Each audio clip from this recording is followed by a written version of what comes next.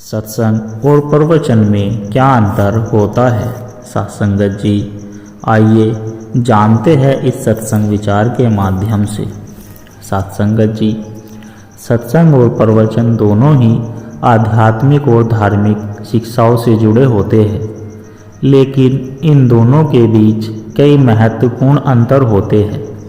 यह अंतर इनकी प्रकृति, उद्देश्य, प्रक्रिया और प्रभाव के आधार पर देखा जा सकता है। सत्संगत जी, आइए इन दोनों अवधारणाओं को विस्तार से समझाते हैं। सत्संगत जी, सत्संग क्या है? सत्संग शब्द दो भागों से मिलकर बना है। सत, जिसका अर्थ है सत्य या परमात्मा, और संग, जिसका अर्थ है संगति या साथ रहना। इस प्रकार सत्संग का अर्थ सत्य की संगति में रहना या ईश्वर, भक्तों और ज्ञानियों के साथ समय बिताना। सत्संग के मुख्य तत्व: संतों और ज्ञानी व्यक्तियों की संगति। इसमें महान संतों, गुरुओं या विद्वानों के साथ बैठकर उनकी बातें सुनना और उनके विचारों को आत्मसात करना शामिल होता है। भजन, कीर्तन और मंत्र जाप। सत्संग के दौरान भक्ति भाव से भजन, कीर्तन और मंत्र जाप किया जाता है, जिसे मन को शांति मिलती है। शास्त्रों का अध्ययन और उनकी व्याख्या। इसमें गीता, रामायण, उपनिषद, वेद, गुरु ग्रंथ साहिब आदि धार्मिक ग्रंथों के श्लोकों, दोहों और शिक्षाओं का अध्ययन और चर्चा की जाती है। आत्मचिंतन और ध्यान। सत्संग के दौरान आत्मचिंतन और ध्यान का अभ्यास किया जाता है, जिससे व्यक्ति आंतरिक शांति और आत्म साक्षात्कार की ओर बढ़ता है। सदाचार और नैतिकता की शिक्षा। सत्संग का एक मुख्य उद्देश्य लोगों को सच्चाई, प्रेम, करुणा और ईमानदारी का पालन करने की प्रेरणा देना होता है। सत्संग के लाभ: मानसिक शांति और आध्यात्मिक उन्नति होती है। सत्संग से जीवन के सच्चे उद्देश्य को समझने में सहायता मिलती है। सत्संग से बुरी संगति और बुरे विचारों से दूर रहने में मदद मिलती है। सत्संग सकारात्मक ऊर्जा और अच्छे कर्मों की प्रेरणा देता है।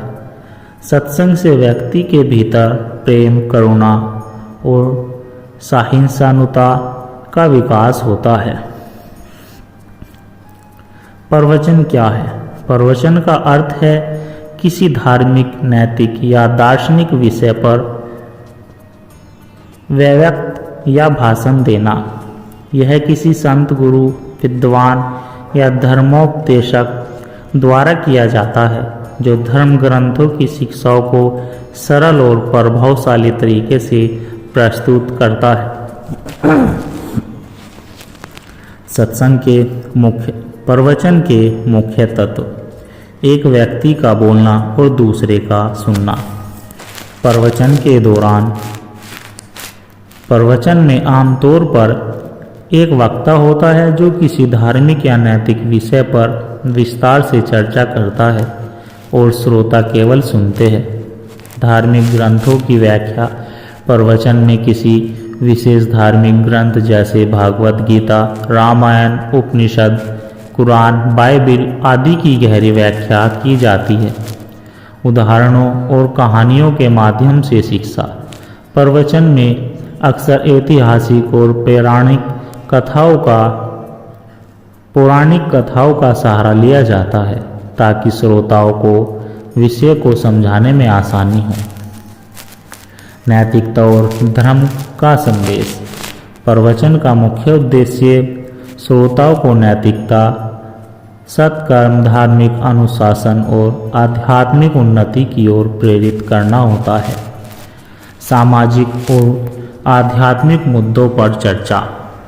कभी कभी प्रवचन में सामाजिक बुराइयों, जीवन की चुनौतियों और आध्यात्मिक समाधान पर भी प्रकाश डाला जाता है।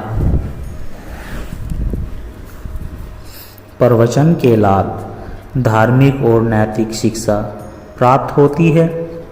प्रवचन से जीवन के जटिल प्रश्नों के उत्तर मिलते हैं। प्रवचन आत्मविश्वास और ध्यान केंद्रित करने में हमारी मदद करता है। प्रवचन से समाज और परिवार में सद्भाव और शांति बढ़ती है। सत्संग और प्रवचन के मुख्य उद्देश्य। सत्संग की परिभाषा ईश्वर और सत्य की संगति में रहना। प्रवचन की परिभाषा किसी धार्मिक या नैतिक विषय पर वक्तव्य या भाषण। सत्संग का स्वरूप सामूहिक चर्चा, भजन कीर्तन, मंत्र जाप। प्रवचन का स्वरूप वक्ता द्वारा श्रोताओं को धार्मिक व्याख्या।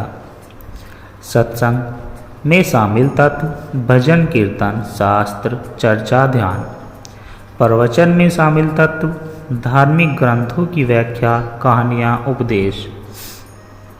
सत्संग के प्रमुख उद्देश्य आत्म साक्षात्कार, भक्ति, प्रेम और करुणा की भावना जागृत करना। प्रवचन के प्रमुख उद्देश्य धार्मिक और नैतिक ज्ञान प्रदान करना। सत्संग के श्रोता की भागीदारी, अधिक सक्रिय भागीदारी भजन कीर्तन में भाग लेते हैं। प्रवचन के श्रोताओं की भागीदारी मुख्य रूप से सुनने की प्रक्रिया होती है। सत्संग के वक्ता संत, गुरु, ज्ञानी व्यक्ति या साधारण व्यक्ति भी। प्रवचन के वक्ता आमतौर पर संत, गुरु, धर्म गुरु या विद्वान।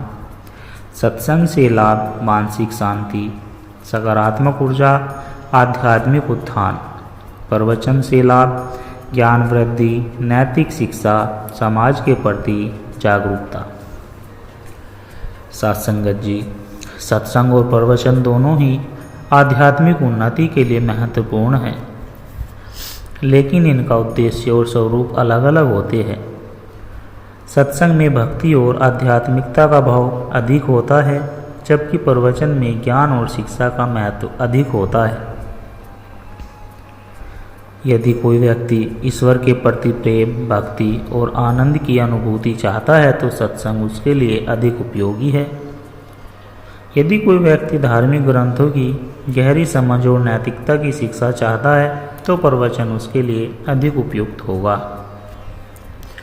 दोनों ही जीवन में शांति, प्रेम और सद्भाव लाने का कार्य करते हैं, इसलिए व्यक्ति को अपने स्वभाव और रुचि के अनुसार सत्संग या प्रवचन में भाग लेना चाहिए। सत्संगत जी,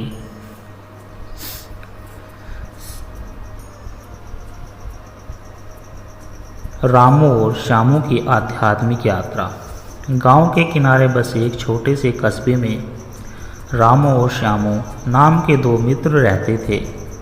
दोनों बहुत ही जिज्ञासु स्वभाव के थे और ईश्वर, जीवन और आध्यात्म के बारे में अधिक जानना चाहते थे। एक दिन उन्होंने तय किया कि वे अपने जीवन की दिशा को सही मार्ग पर ले जाने के लिए किसी ज्ञानी संत से मार्गदर्शन लेंगे। रामू और श्यामू को पता चला कि पास के गांव में एक प्रसिद्ध संत का प्रवचन होने वाला है। वे दोनों उत्साह के साथ वहां पहुंचे। संत जी एक ऊंचे मंच पर बैठे थे और हजारों की भीड़ उन्हें सुनने आई थी। संत ने भागवत गीता के श्लोकों की व्याख्या की और जीवन के नैतिक मूल्यों पर प्रकाश डाला। उन्होंने बताया कि क्रोध, लोभ और मोह मनुष्य को बंधनों में बांधते हैं और किस प्रकार इनमें से मुक्त होकर व्यक्ति आध्यात्मिक उन्नति कर सकता है। संत जी ने कई रोचक कथाओं और उपदेशों के माध्यम से धर्म और कर्तव्य को समझाया। रामू और श्यामू ने ध्यानपूर्वक प्रवचन सुना और इससे प्रेरित होकर उन्होंने निश्चय किया कि वे अपने जीवन में अच्छे कर्म करेंगे और बुरी आदतों से दूर रहेंगे। प्रवचन से उन्हें ज्ञान की प्राप्ति हुई, लेकिन इसे अपने जीवन में उतारने के लिए उन्हें और गहरी अनुभूति की आवश्यकता महसूस हुई। कुछ दिनों बाद गांव में एक सत्संग का आयोजन हुआ, जिसमें एक संत और उनके अनुयायी भजन कीर्तन और आध्यात्मिक चर्चा करने वाले थे। रामू और श्यामू वहां पहुंचे। सत्संग में कोई ऊंचा मंच नहीं था। सभी लोग संत के चारों ओर जमीन पर बैठे थे। भजन कीर्तन की ध्वनि से वातावरण भक्तिमय हो गया। धीरे धीरे सब लोग भक्ति में लीन हो गए। संत ने भक्ति और प्रेम की महिमा बताई और सभी से आग्रह किया कि वे अपने भीतर प्रेम, दया और करुणा का भाव जागृत करें। संत ने कहा, ज्ञान को केवल सुनने से नहीं बल्कि उसे जीने से जीवन में परिवर्तन आता है। जब तुम ईश्वर के नाम का गुणगान करते हो, सच्चे हृदय से ध्यान करते हो, तो वह ज्ञान तुम्हारे हृदय में स्थायी रूप से बस जाता है। रामू और श्यामू ने भजन गाए, संतों के साथ चर्चा की और ध्यान भी किया। इस पूरी प्रक्रिया में उन्होंने शांति, प्रेम और आनंद का अनुभव किया जो प्रवचन में नहीं मिला था। रामू और श्यामू को सत्संग और प्रवचन में अंतर की समझ इस प्रकार हुई।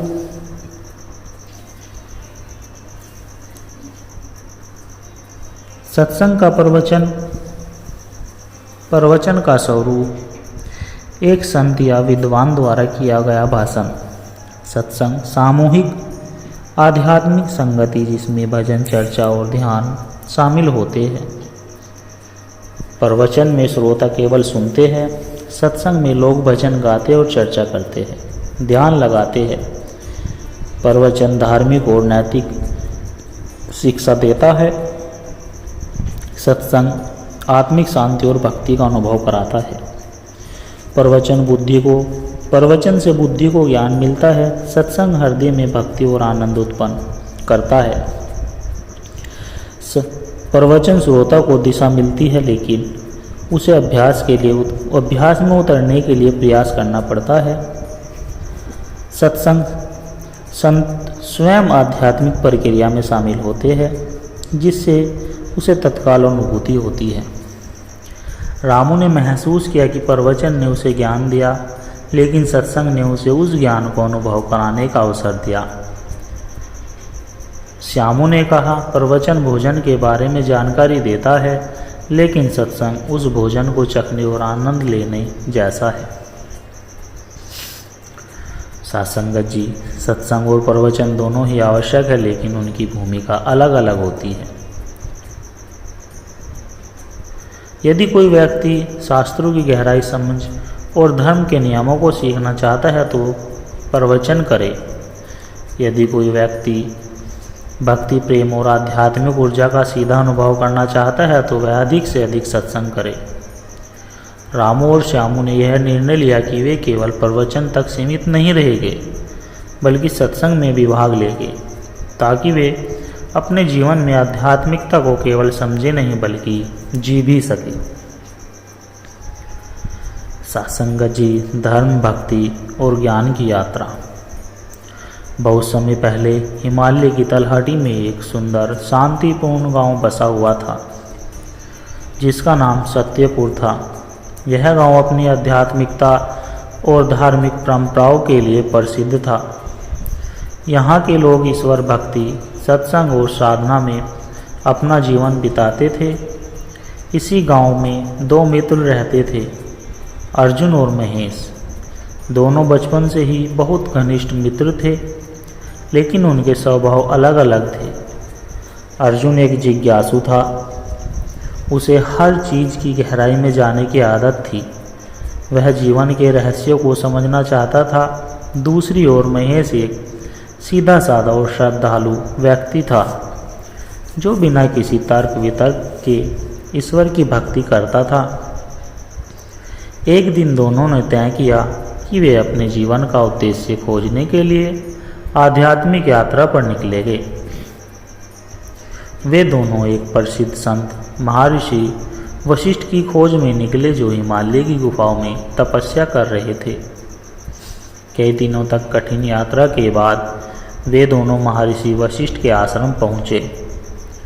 संत वशिष्ठ एक प्रबुद्ध गुरु थे, जिनकी तपस्या और ज्ञान की महिमा दूर दूर तक फैली हुई थी। उनके पास पहुँचते ही अर्जुन ने पूछा, गुरुदेव, जीवन का वास्तविक उद्देश्य क्या है? महेश ने भी सिर झुकाकर विनम्रता से प्रार्थना की, गुरुदेव हमें सत्य का मार्ग दिखाइए। महर्षि वशिष्ठ ने मुस्कुराते हुए कहा, यदि तुम सच में सत्य को जानना चाहते हो तो पहले एक परीक्षा से गुजरना होगा। दोनों मित्रों ने सहमति जताई। संत ने उन्हें दो अलग अलग रास्तों पर भेज दिया। अर्जुन को एक पहाड़ी की चोटी पर ध्यान करने के लिए भेजा गया, जबकि महेश को एक गरीब बस्ती में सेवा करने के लिए कहा गया। अर्जुन अपनी खोज में गहरी तपस्या करने लगा। वह ग्रंथों का अध्ययन करता, ध्यान में बैठता और स्वयं को हर सांसारिक मोह से अलग कर लेता। कुछ वर्षों बाद वह आध्यात्मिक ज्ञान से भर गया। उसने शास्त्रों के रहस्यों को समझा, जीवन और मृत्यु के गूढ़ तत्वों को जाना, लेकिन फिर भी उसे कुछ अधूरा सा महसूस होता था।